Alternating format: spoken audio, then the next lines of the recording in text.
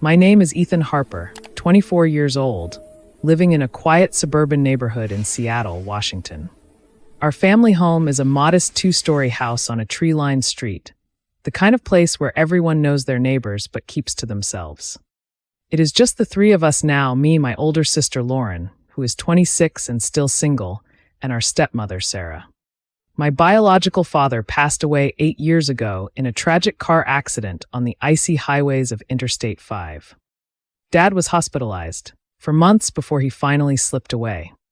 The medical bills wiped out every penny of savings we had, leaving us in a financial hole that has taken years to climb out of. After high school, I gave up on college dreams and took a job at a small manufacturing plant on the outskirts of the city. The paycheck is barely enough to keep the lights on and food on the table. Sarah and Lauren have not been able to find steady work, so we have gently encouraged Lauren to find a partner who could help ease the burden. Let me describe them a little. Lauren is slender, with striking features and long dark hair. She has always been the strict older sister bossy, quick to scold me for the smallest things.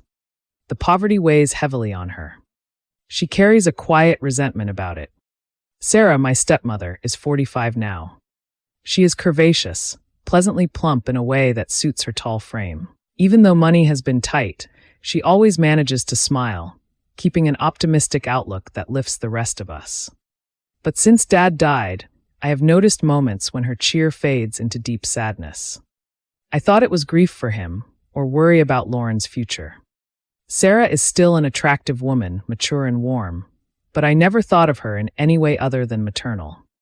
I am an adult now, fully aware of my own desires. Finding a serious girlfriend feels impossible with our money situation, so I have had a casual fling with a neighbor girl, Emily. We have hooked up a few times in the house when no one was home. Still, I often catch Sarah sitting alone, staring into space with a melancholy expression. I have tried everything to cheer her up, taking the family out for burgers at a local diner, grabbing takeout pizza on weekends, or just driving around the Puget Sound area for a change of scenery. Nothing seemed to shake her out of it for long.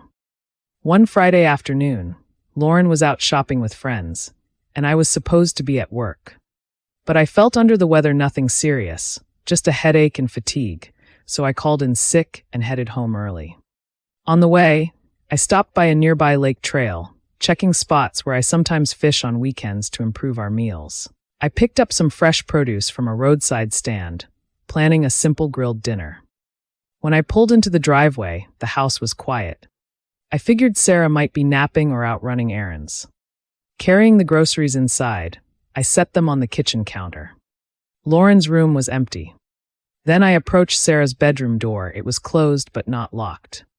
Strange sounds were coming from inside, soft, rhythmic noises that made my heart skip. Worried it might be an intruder, I pushed the door open without knocking. What I saw froze me in place. Sarah was standing near the bed, completely bottomless, her underwear discarded on the floor. In her hand was a large cucumber from the kitchen, clearly being used for something very private. Her eyes were closed, head tilted back, face flushed with approaching climax. The vegetable slipped from her grasp and thudded to the carpet just as she realized I was there. Her eyes snapped open in horror. Color drained from her face, then rushed back in a wave of embarrassment. She was too far gone to stop immediately. Her body trembled as the moment passed. We stood there, staring at each other in stunned silence for what felt like minutes but was probably only seconds. Tears welled in her eyes as shame overwhelmed her. She grabbed a robe, covering herself hastily, sobbing quietly. I backed out of the room, mumbling apologies, and retreated to my own bedroom, slamming the door. My heart pounded like I would run a marathon. Lying on the bed, I tried to process what I would just witnessed. Sarah was a woman with needs. Dad had been gone nearly a decade. It was natural, human. Still, seeing my stepmother like that was shocking. Part of me felt guilty for intruding. Another part could not unsee her vulnerability. After a while, I heard her moving around, but she stayed locked in her room. When Lauren came home an hour later, asking why I was back early, I made excuses about feeling sick. Sarah emerged eventually, pretending she had been napping, avoiding eye contact with me entirely. Dinner that night was tense. She barely looked up from her plate, clearly terrified I might tell Lauren. The next day was Saturday, no work for me. An icy silence hung between Sarah and me. She busied herself with chores, still not meeting my gaze. I prepared a weekend barbecue in the backyard, cleaning the grill and marinating some cheap cuts of meat. Sarah helped silently, occasionally offering a shy smile that hinted at her old warmth trying to resurface. Around mid-morning, Lauren went to take a long shower. Sarah approached me in the kitchen, face flushed, eyes on the floor. "Ethan," she whispered, "can we talk about yesterday?" I nodded, knowing exactly what she meant. She took a deep breath. "I am so sorry you saw that. Please forgive me. It won't happen again. And please, do not tell Lauren, she would never understand." She explained how lonely she would been, how Dad's death left a void no one could fill. At her age, desires did not just disappear. She could not date openly, it would complicate everything with the family, the neighbors. Using something from the kitchen was a desperate, private act born of frustration. "I am still a woman, Ethan. I have needs. Please do not think badly of me." I felt deep sympathy. "Sarah, I understand. Dad's been gone a long time. You are young and beautiful, it is normal. I won't say a word to anyone, and honestly, it was my fault for not knocking." Her relief was visible. She hugged me briefly, tears in her eyes again. The air between us lightened, the awkwardness easing into something almost conspiratorial. The barbecue that Saturday afternoon went better than expected. The awkwardness from the previous day lingered, but Sarah's shy smiles grew warmer as we flipped burgers and chatted about harmless things like the rainy Seattle weather and Lauren's latest job interview.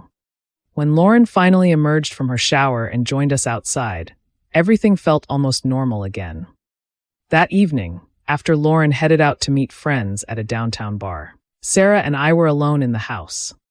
I was watching a Seahawks rerun on TV when she quietly sat beside me on the couch, still looking embarrassed.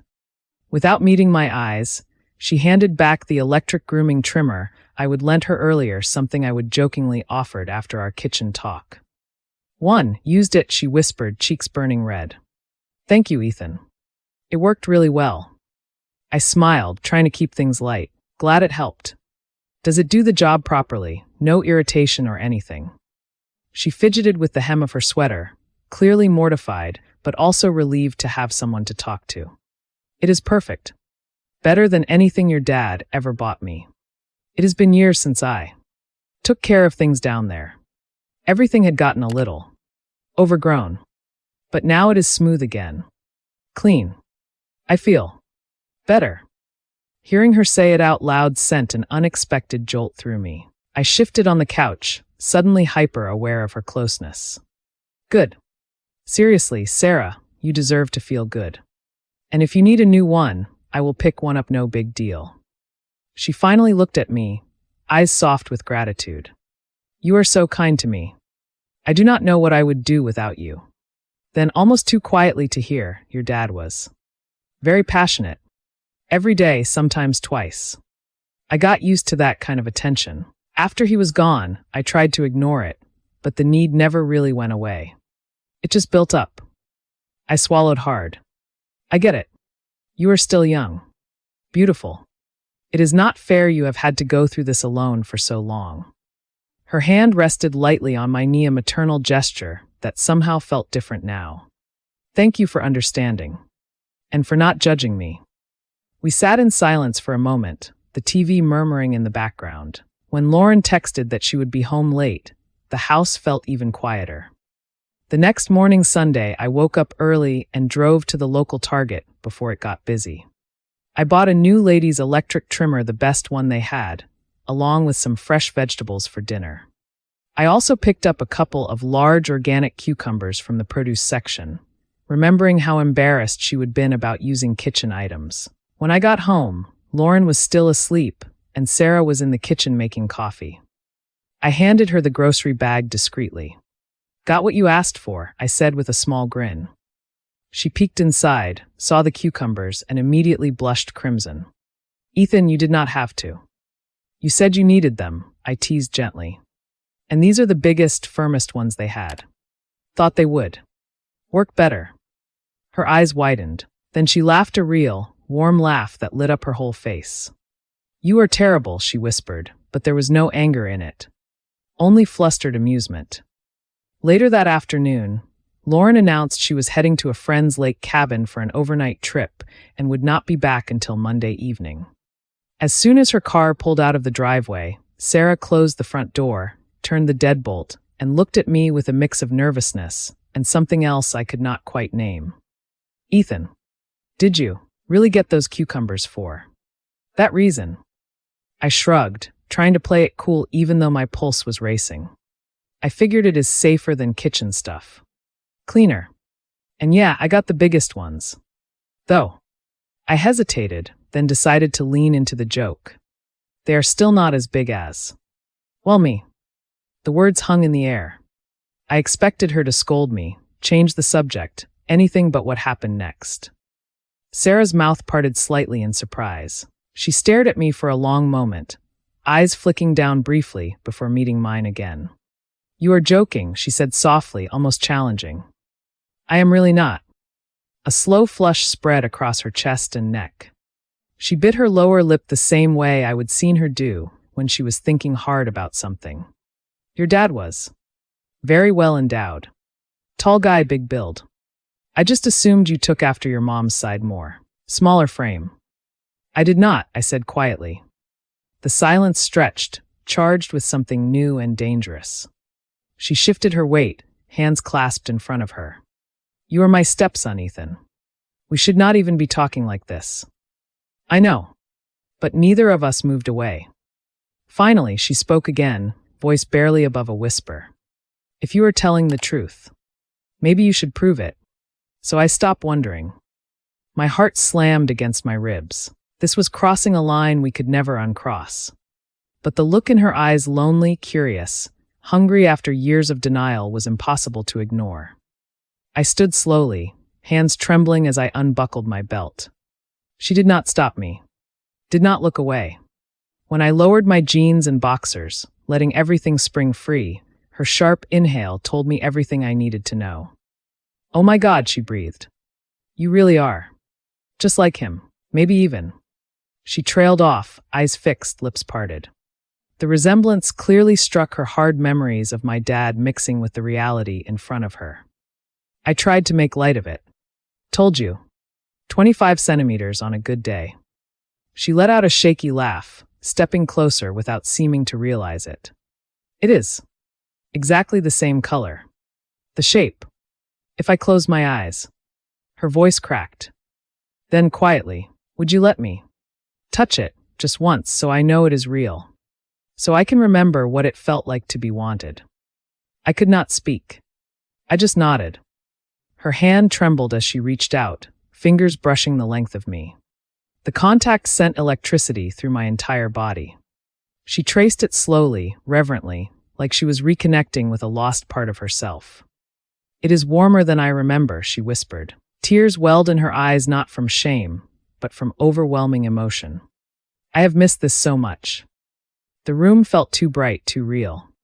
I was about to suggest we stop, that this was too far, when every light in the house suddenly flickered and died. A winter storm had knocked out the power common in Seattle this time of year. The sudden darkness swallowed us both. In that moment, something shifted. All the careful boundaries we would been dancing around vanished. I heard the soft rustle of fabric. Felt her press against me skin on skin. She would strip down to just her thin cotton panties in seconds. Ethan, she murmured against my ear, voice thick with need. Just once. Please. Let me feel alive again. In the pitch-black living room, with the storm howling outside, Sarah's words hung between us like a forbidden promise. Her body pressed against mine, soft and warm, her breath hot on my neck. I could feel the rapid beat of her heart mirroring my own. Just once, she repeated, her voice a desperate plea. My hands found her waist instinctively, pulling her closer. The darkness made it easier, less real, like a dream we could both wake from without consequences. Her lips brushed mine first, tentative at first, then hungry. Years of pent-up longing poured out as she kissed me deeply, her fingers tangling in my hair. I responded in kind, the taste of her sweet, salty from unshed tears igniting something primal. She guided my hand lower, past the waistband of her panties, which were already damp with anticipation. "Touch me," she whispered. "Like he used to." I did, gently at first, exploring the slick heat between her thighs. She gasped, arching into my palm, her nails digging into my shoulders. The cucumber incident flashed in my mind. This was what she would been craving, but real flesh and blood. Her hips bucked as I found her rhythm, circling and pressing until she shuddered against me, a soft cry escaping her lips. But she was not done. With surprising strength, she pushed me back onto the couch, straddling my lap in the dark. Her panties came off in a swift motion, landing somewhere on the floor. She positioned herself above me, guiding me inside her with a slow, deliberate slide. The sensation was overwhelming, tight, wet, welcoming after so long alone for her. "Oh, Ethan. You are perfect," she moaned, beginning to move. We rocked together in the blackout, the storm masking our sounds. She rode me with an urgency that spoke of deprivation, her full breasts bouncing against my chest. I gripped her hips, thrusting up to meet her, lost in the taboo ecstasy. When she clenched around me, climaxing again, it pushed me over the edge. I spilled into her, holding her tight as waves of pleasure crashed through us both. We collapsed together, breathing ragged. The power flickered back on minutes later, bathing us in harsh light. Sarah looked at me, eyes wide with a mix of satisfaction and fear. "We can't tell anyone," she said, pulling a throw blanket over us. "Especially not Lauren." "I know," I replied, stroking her hair. "It was incredible." She smiled faintly, nestling against me. "It was. But just this once, okay, to get it out of our systems." Except it was not just once. The next morning, with Lauren still away at her friend's cabin, Sarah woke me with coffee in bed. She was wearing only a silk robe, loosely tied, revealing glimpses of her curves. "About last night," she started, sitting on the edge of the mattress. I set the mug aside and pulled her down beside me. "No regrets?" She hesitated, then shook her head. "None. You made me feel wanted again. Alive." Her hand trailed down my chest, under the sheets. "But Lauren will be back soon. We have to be careful." We were not careful enough that morning. What started as a kiss turned into another round, slower this time, exploratory. I kissed my way down her body, tasting her skin, lingering between her legs until she writhed and begged. Then she returned the favor, her mouth warm and eager, bringing me to the brink before we joined again. By noon, we would done it twice more in the shower, water cascading over us, and once in the kitchen while preparing lunch. Each time, she whispered comparisons to my dad, how I was gentler, more attentive. It fueled me, making me want to erase her loneliness completely.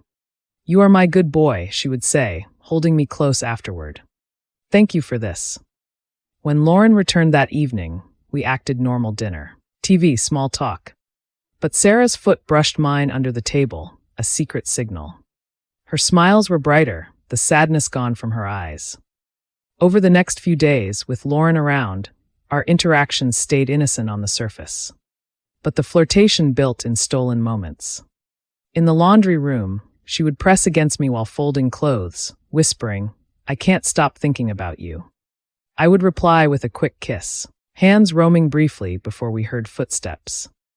One evening, after Lauren went to bed early with a headache, Sarah slipped into my room. "I need you," she said simply, shedding her nightgown. We made love quietly, muffling our moans with pillows. Afterward, lying tangled in sheets, she confessed more. "Your dad and I were insatiable. Every night. I miss that connection.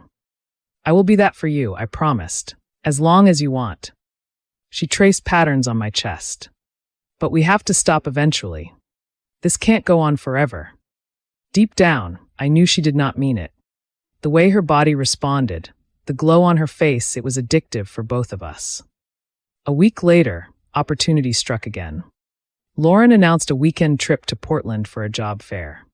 "I will be gone until Sunday night," she said over breakfast. Sarah's eyes met mine across the table, a spark igniting. As soon as Lauren's car disappeared down the street, Sarah locked the door and turned to me with a mischievous grin. We have the house to ourselves. We did not waste time. Clothes came off in the hallway, leading to a trail to the living room. She pushed me onto the couch, kneeling between my legs. "Let me show you how grateful I am," she purred, taking me into her mouth with expert skill. I groaned, fingers in her hair, as she worked me over. Then it was my turn. I laid her back, spreading her legs, using my tongue and fingers until she was trembling. "Ethan." Now she gasped.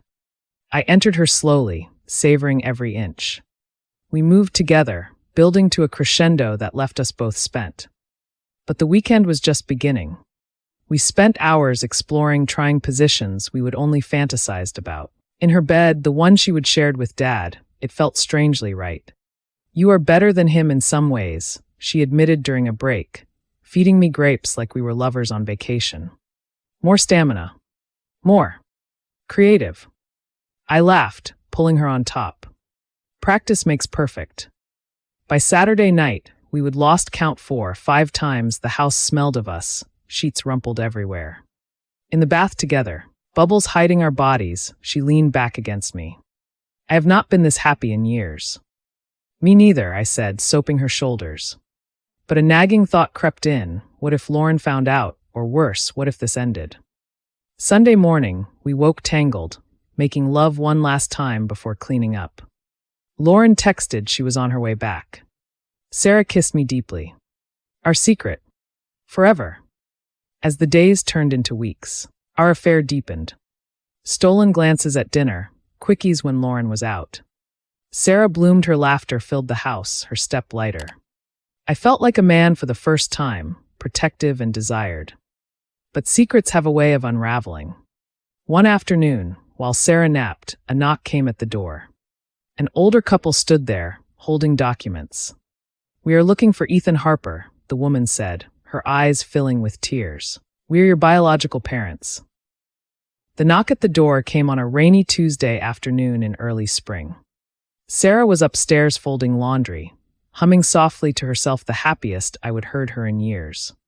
I opened the door to find an older couple on the porch, a woman in her late 60s with kind blue eyes and silver-streaked hair, and a man beside her holding a thick envelope. Both looked nervous, hopeful.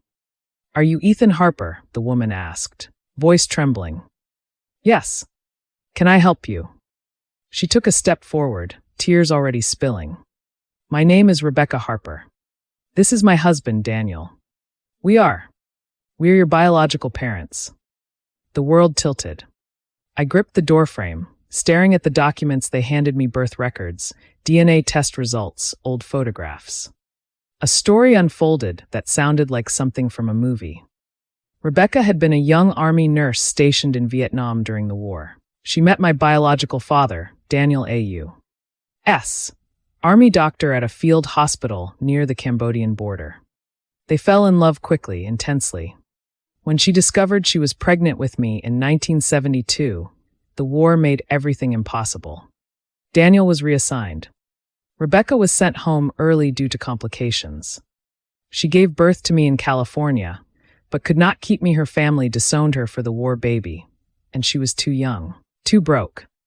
Through contacts in the military, they arranged for me to be adopted quietly by a Vietnamese Army doctor and his wife who had lost their own child. That doctor was the man I would always call Dad, the one who'd raised me, loved me, died on I-5 8 years ago. His second wife, Sarah, had become my stepmother after my adoptive mother passed away young. Daniel spoke softly. "We never stopped looking. When the DNA databases opened up to international matches last year, your sample from one of those ancestry kits you did for fun flagged immediately. We flew in from Florida as soon as we got the confirmation."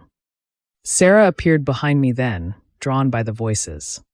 She took one look at Rebecca's tear-streaked face, the photos of a younger Daniel who looked eerily like an older version of me, and understood. Her hand flew to her mouth. All four of us ended up in the living room, talking for hours. Rebecca cried when she hugged me for the first time. Daniel showed me pictures of their life, 3 half-siblings I would never known grandchildren. They were not here to disrupt anything, they said. They just wanted to know me, to offer me a place in their family if I wanted it. By evening, Lauren had come home and joined the stunned circle. She stared at the evidence, then at me, piecing it together. So, Sarah is not actually your stepmom by blood. No, I said quietly. She was Dad's second wife. I am. Adopted. The realization settled over Sarah like a wave. All this time, the guilt she would carried, the fear that what we would done was unforgivable lifted slightly. We were not related by blood. The taboo was not as absolute as we would believed. Rebecca and Daniel stayed in Seattle for a week, taking me to dinner, walking the waterfront, sharing stories. They invited me to visit Florida, to meet the rest of the family. I promised I would.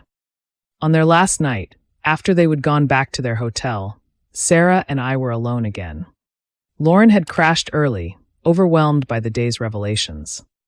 Sarah stood at the kitchen window, watching rain streak the glass. All those months, she said softly, I kept telling myself we were monsters. That I would take an advantage of my own stepson. But you were never really mine to begin with, not like that. I came up behind her, wrapping my arms around her waist. Does it change anything for you? She turned in my arms, eyes searching mine. It changes everything. And nothing. I still love what we have had these past months. The happiness you gave me. But now I do not have to hate myself for it quite as much. We kissed then slow, deep, no longer shadowed by quite the same guilt. That night, in her bed, we made love with a new kind of freedom. No rushing, no hiding. She whispered my name like a prayer, tears of relief mixing with pleasure. I thought I would lose you when the truth came out, she confessed afterward, head on my chest. That you would go to America and forget me. I could never forget you, I told her, stroking her hair. You saved me as much as I saved you. The affair continued through the spring-stolen afternoons, late nights when Lauren was out. Sarah's glow became permanent. Neighbors commented on how youthful she looked. I finished my associate's degree online, started applying to universities with the financial help Rebecca and Daniel offered. In June, I booked a flight to Florida. Sarah drove me to SeaTac Airport. We held each other in the parking garage, tears in both our eyes. This is not goodbye, I said fiercely. I will be back for holidays. For summers. And when I finish school, I will figure out a way for us to be together properly. She smiled through her tears. I will be waiting. You gave me back my life, Ethan. I can wait as long as it takes. On the plane, watching the Seattle clouds part below me, I thought of Sarah, her warmth, her laughter, the way she would blossomed from loneliness into joy. I thought of the man who'd raised me, whose memory I would honored in the most unexpected way. And I thought of the new family waiting in Florida, blood ties I would never known. I was American by birth, Vietnamese by heart, carrying both worlds inside me. And no matter where I went next, a part of me would always belong to that quiet house in Seattle, to the woman who'd taught me that love could heal even the deepest wounds, even when it arrived in the most forbidden form. Years later, when people ask about my complicated origins, I smile and keep it simple. But in my heart, I carry Sarah's secret smile, her whispered thank you, and the knowledge that sometimes the greatest happiness comes from the most unlikely places. Life moved forward in unexpected ways after that week with Rebecca and Daniel.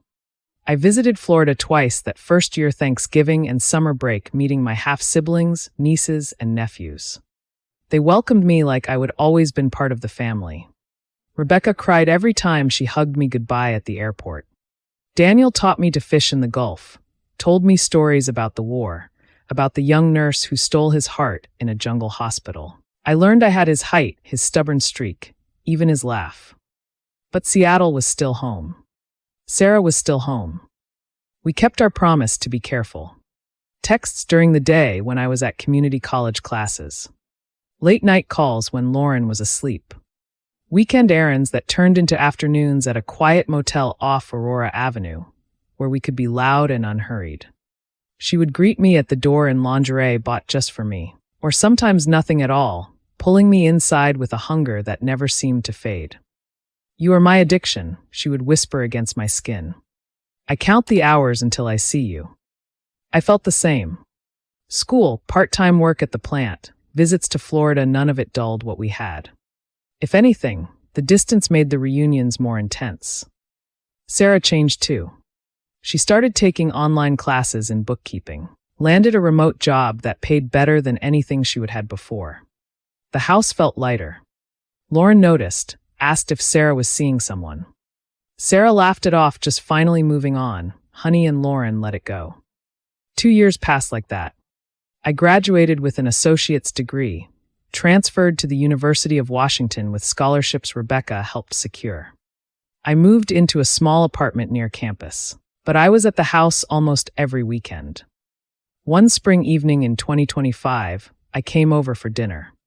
Lauren was out on a date finally, someone serious. Sarah and I had the place to ourselves. After dishes, we ended up on the back deck, watching the sunset over the Sound.